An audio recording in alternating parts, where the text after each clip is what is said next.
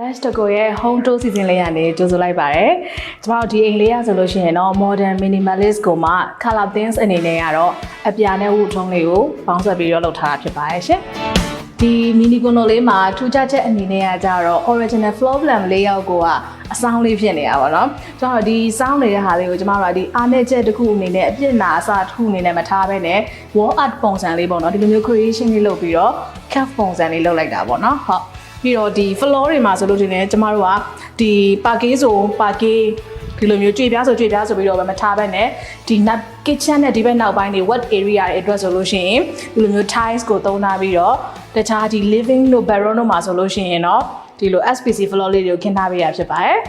modern ဆန်ပေမဲ့မြန်မာဆန်နဲ့ 5 လေးရဖို့အတွက်လည်းကျမတို့က Tibu finish တွေကိုအဓိကထားသုံးပေးထားပါတယ်အပြာရောင်နဲ့ကျွန်းရောင်ရဲ့ contrast ကတကယ်ကို luxury ကြတဲ့ vibe ကိုသွားတာဖြစ်ပါတယ်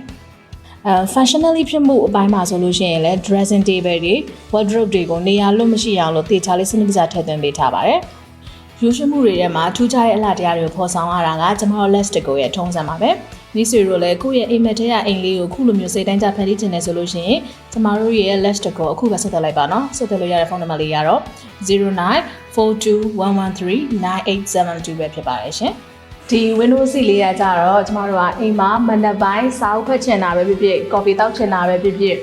ဒါမှမဟုတ်အလုပ်ကိစ္စ zoom meeting လေးတွေလုပ်ချင်တာပဲဖြစ်ဖြစ်ညဘက်ကိုဘက်ကိုအေးအေးဆေးဆေးဒီနားလေးမှာထိုင်ပြီးတော့ wine ခွက်လေးနဲ့ချေးချင်တယ်ဆိုလို့ရှိရင်လည်းအဆင်ပြေအောင်လို့အတွက် relaxing space လေးတစ်ခုအနေနဲ့ creation လုပ်ပေးထားဖြစ်ပါတယ်ကျမကတော့ Let's go construction ရဲ့ engineer founder မတ်တီဖြစ်ပါတယ်နောက်ဗီဒီယိုဒီမှာပြန်တွေ့ပါမယ်တတား